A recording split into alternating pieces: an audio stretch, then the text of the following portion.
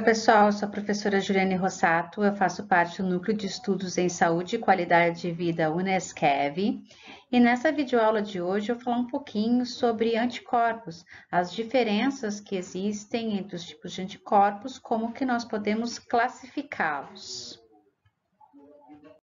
Vamos ver quem são esses anticorpos, né? Quais são as estruturas possíveis que eles têm, quais são as classes de imunoglobulinas, para que a gente possa entender mais o papel de cada uma delas.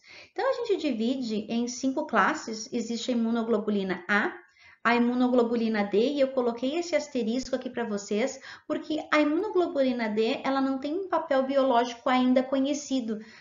A gente ainda não conseguiu perceber um papel biológico.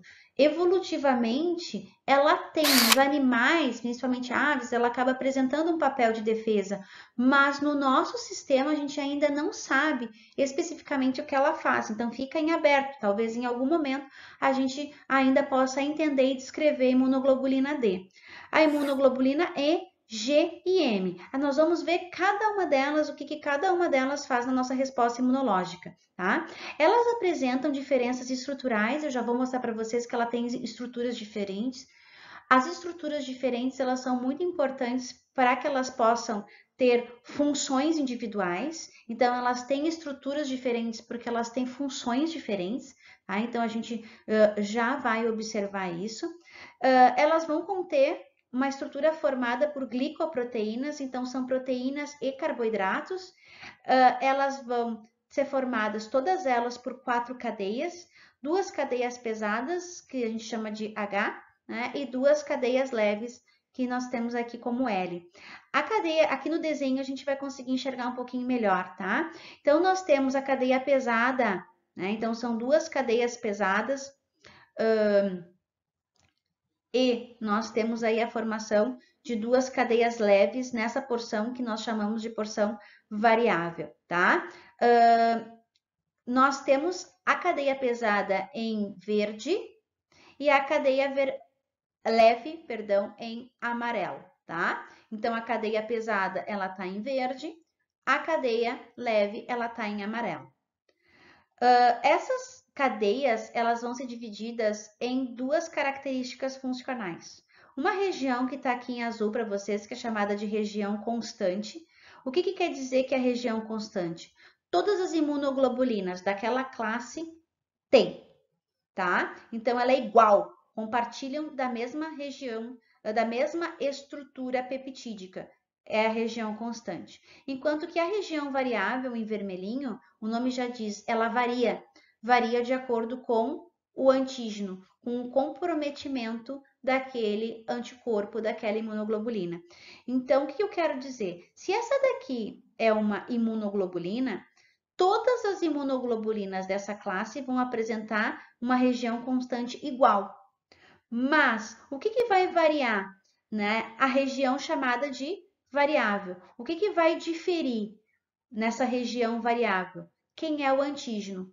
Então, por exemplo, essa região variável, ela vai ser diferente se o meu agente é salmonela, ou se o meu agente é o coronavírus, ou se o meu agente é a influenza, tá? Então, o anticorpo, ele vai ser igual, né? A imunoglobulina dessa classe vai ser igual para todos os antígenos na região constante. O que muda? A região variável. Ela vai ser exclusiva, ela vai ser específica de cada antígeno, tá? Então, aqui só para que vocês consigam enxergar as diferenças estruturais das imunoglobulinas, então, os diferentes isotipos, né, da imunoglobulina.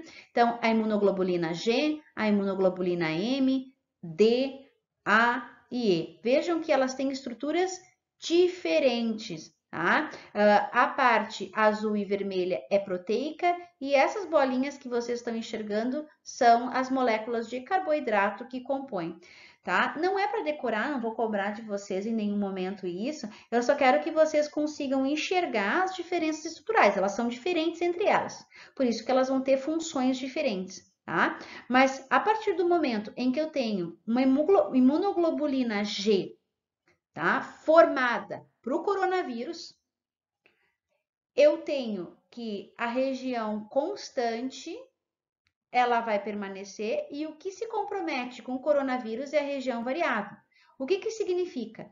Que se eu comparar a imunoglobulina G do coronavírus com a imunoglobulina G da salmonela, as duas vão apresentar a mesma região constante. A azul vai ser igual, mas a porção de vermelho vai ser diferente, tá? Então, a imunoglobulina G do coronavírus vai ter essa porção vermelha diferente da imunoglobulina G da salmonela. É isso que varia, é a porção vermelha que varia de antígeno para antígeno, tá? É isso, é a porção vermelha que traz o comprometimento com a resposta imunológica específica.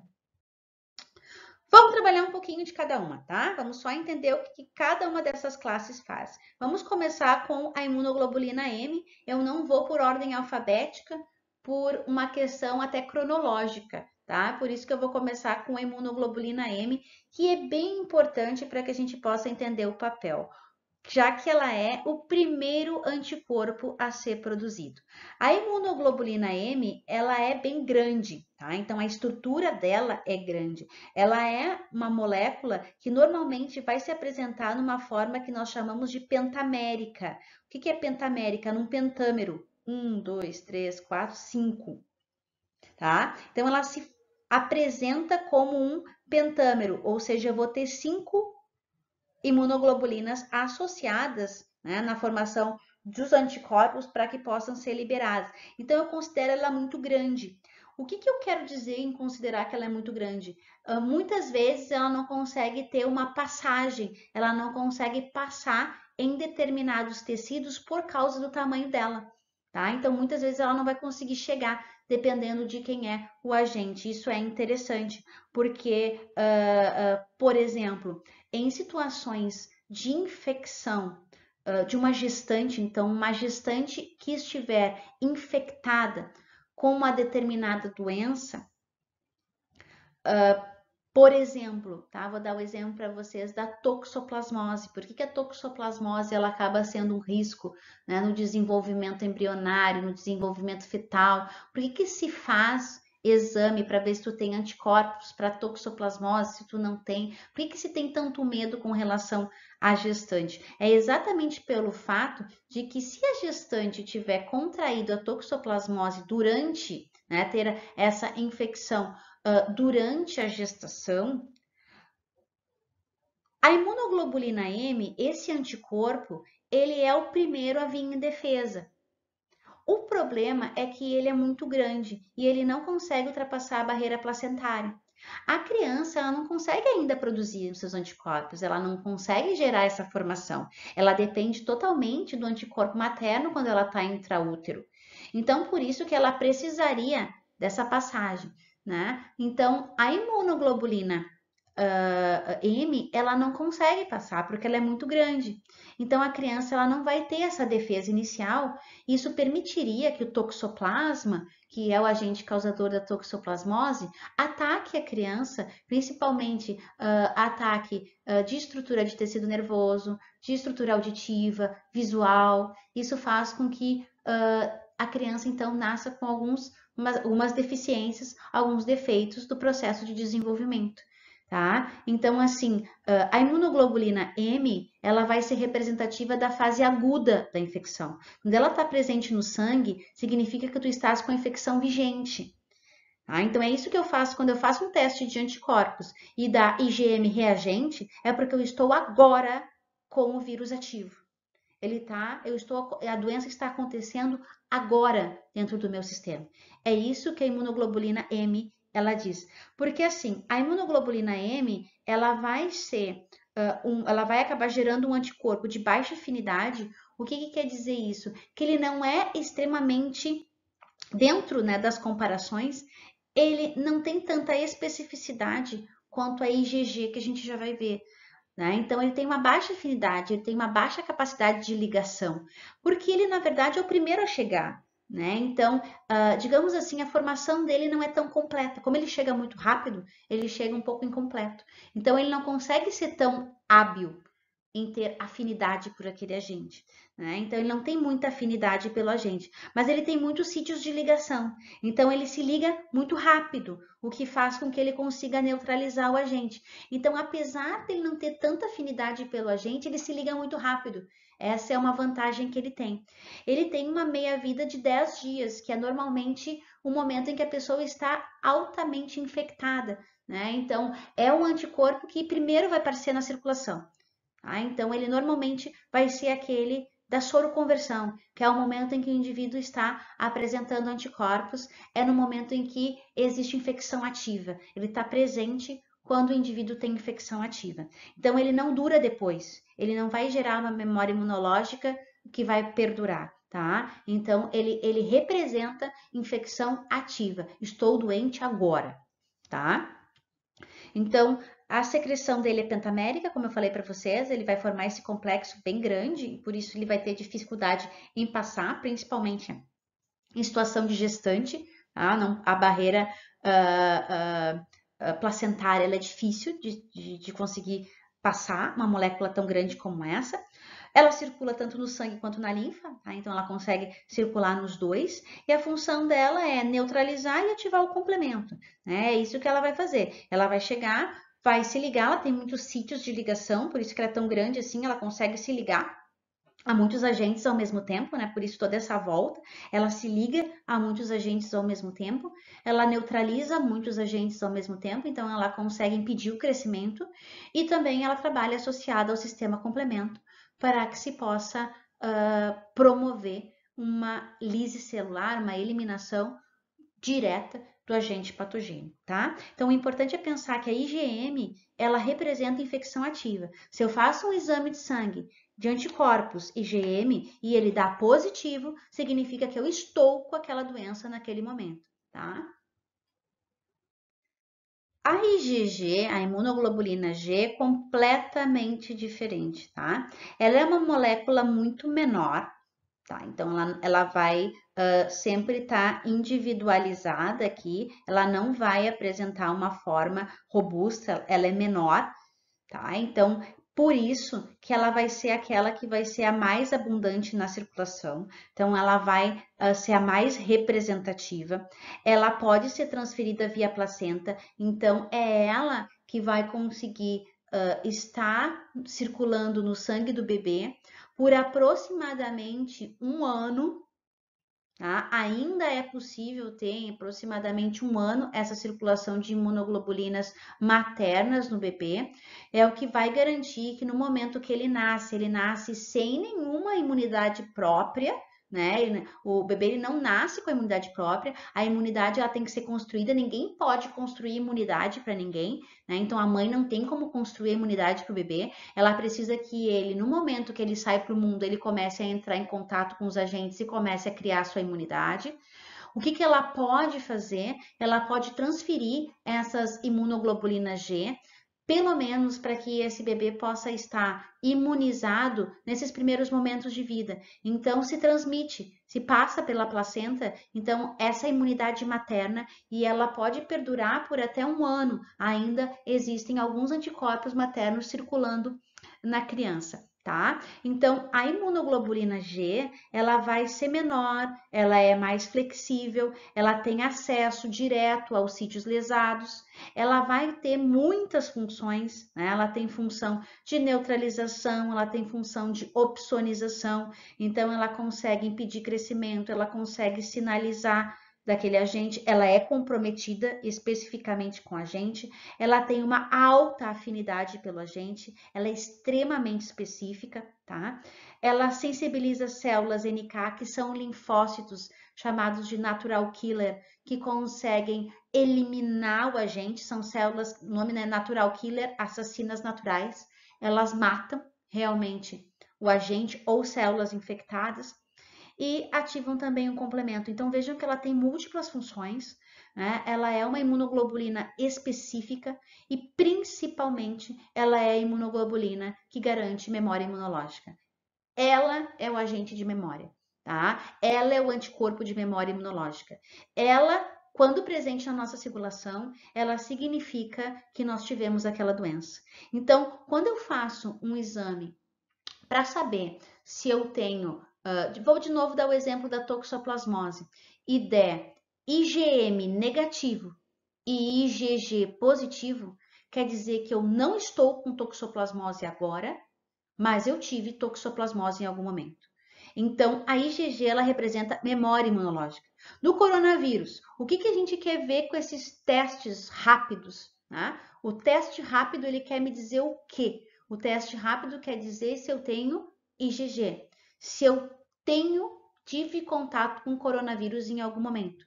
É isso que eu quero principalmente ver. Então, se eu faço a testagem do coronavírus, né, um teste rápido do coronavírus, se eu faço essa testagem IgG e dá positivo, quer dizer que eu tive contato com o vírus. Não significa que eu estou com ele agora, tá? IgM diz que eu estou com ele agora. IgG me diz que eu tive contato com o vírus, que eu tenho anticorpos contra esse vírus, então em algum momento eu tenho, né? Então é um anticorpo que tem aí um papel importantíssimo no diagnóstico, tá? Então o que a gente normalmente faz no laboratório quando se faz testagem de um anticorpo, né? Quando se faz testagem para toxoplasmose, para hepatite, para HIV, né? Se faz testagens. O que tu faz para hepatite? A hepatite, se der hepatite B, por exemplo, se der IgM positivo, significa que eu estou com hepatite B agora. Se der IgG positivo, significa que eu, em algum momento, tive hepatite, tá? É isso que significa. IgG é memória imunológica. Bom, mas a gente tem outras, né? A IgM e IgG são aquelas que a gente utiliza mais no diagnóstico, para saber se está com infecção ativa ou se tem anticorpos. É isso que a gente normalmente precisa, tá? Mas nós temos outras imunoglobulinas que também vão ter papéis fundamentais. A IgA, a imunoglobulina A, ela vai ser liberada principalmente em secreções. Então, o papel dela é, através da secreção, conseguir promover a neutralização, a opsonização, a ativação do complemento, tá? Então, a imunoglobulina A, ela tem uma forma dimérica. Ela vai ser sempre em dupla, tá? Então, ela sempre vai apresentar essa estrutura. Onde é que eu tenho imunoglobulina A? Sendo liberada na superfície das mucosas, que é onde normalmente eu tenho secreção. Então, eu vou secretar imunoglobulina A no trato gastrointestinal, principalmente para que eu possa controlar a microbiota. Eu vou secretar imunoglobulina A no leite materno. Então, porque a gente diz que a amamentação é um processo tão importante, o aleitamento materno é tão importante? Porque o leite materno, ele permite que a mãe consiga compartilhar imunoglobulina A com essa criança, consegue passar a imunoglobulina A. Isso principalmente no fato de que a criança ela está construindo a sua imunidade, ela está aprendendo a formar um sistema imunológico. Ela não está imunizada ainda, né? Porque a gente começa as imunizações, né, ali, sai da maternidade já com a imunização para hepatite, mas precisa dar continuidade para essa imunidade em torno de 2 meses e começa uma sequência vacinal, né, um calendário vacinal mensal de 2 em 2 meses, em que até os 5 anos estamos ainda vacinando as crianças para que elas possam manter essa imunidade. Para outros agentes, como hepatite e tétano, a gente precisa vacinar em outros momentos, né? Mas assim, a imunoglobulina A tem esse papel fundamental por ser transferida através do leite materno. Tá? Então, ela é importantíssima porque ela auxilia nesses primeiros anos de vida, quando a imunidade ainda não está formada, para que a criança possa se proteger de inúmeros agentes que poderiam comprometê-la ainda numa idade muito inicial, em que ela ainda não tem defesa suficiente, em que ela ainda não tem uma boa responsividade, tá? Então, é um reforço para que se possa ter imunidade.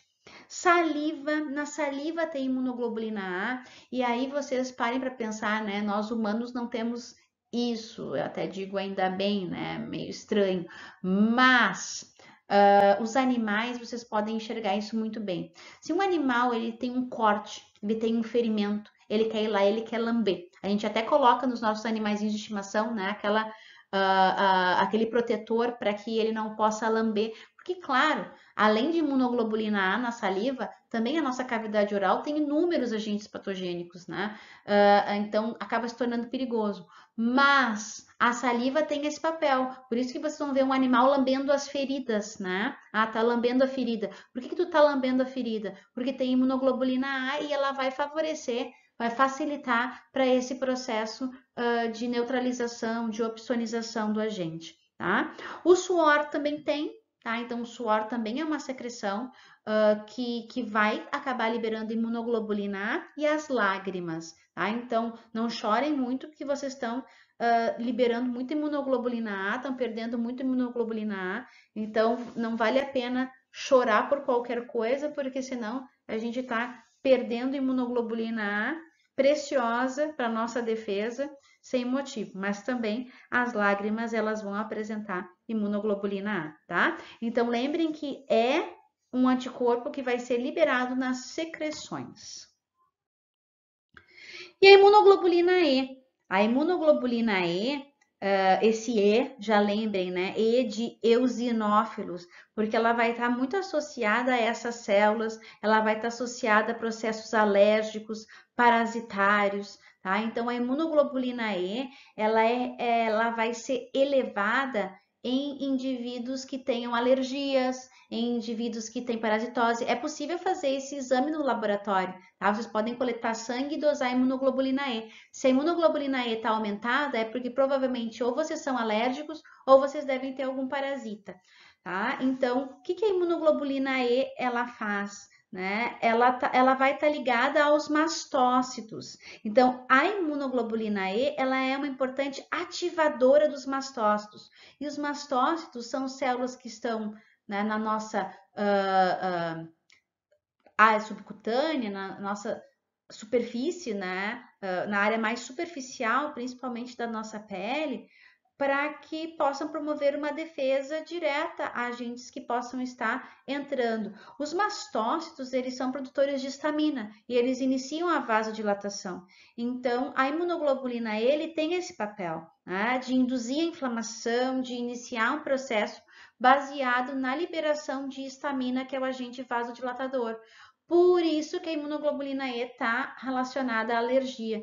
Se eu tenho imunoglobulina E elevada, né, e isso é uma questão genética, a imunoglobulina E vai estimular para que os mastócitos comecem o processo inflamatório contra qualquer alergeno, pó, pólen, qualquer coisa, começa a estimular. Né? Então, a imunoglobulina E, nesse caso de alergias, ela acaba sendo uma falha. Infelizmente, ela não deveria estar sendo ativada, mas ela é. É uma questão genética. Por isso que as alergias, né, elas têm muitas vezes um padrão familiar.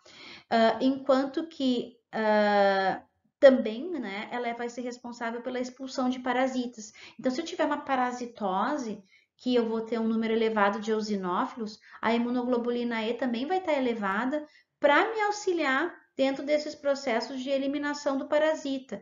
Então, vejam que a imunoglobulina E ela tem como função ativar mastócito, e o mastócito produz histamina, inicia a vasodilatação, inicia a inflamação. Ativar basófilo, que também é produtor de histamina, mesmo caminho para gerar a inflamação, né? Ambos liberadores de histamina. Então, a imunoglobulina E ela está diretamente relacionada a processos alérgicos, diretamente relacionada a expulsão de parasitas se eu tiver contaminado. Então, essas são as duas investigações que eu tenho que fazer quando se tem imunoglobulina E presente no sangue. Gostaram dessa nossa videoaula? Claro que ela é apenas um fragmento de diversos materiais que nós temos disponíveis. Lá nas nossas redes sociais, Instagram, Facebook, YouTube, vocês encontram materiais que podem capacitá-los dentro da área da saúde. É muito importante que vocês se mantenham bem informados. Então, se inscrevam no nosso canal, acompanhem as nossas redes sociais e logo, logo nós estaremos com mais conteúdo bem interessante para que vocês possam acompanhar. Até mais!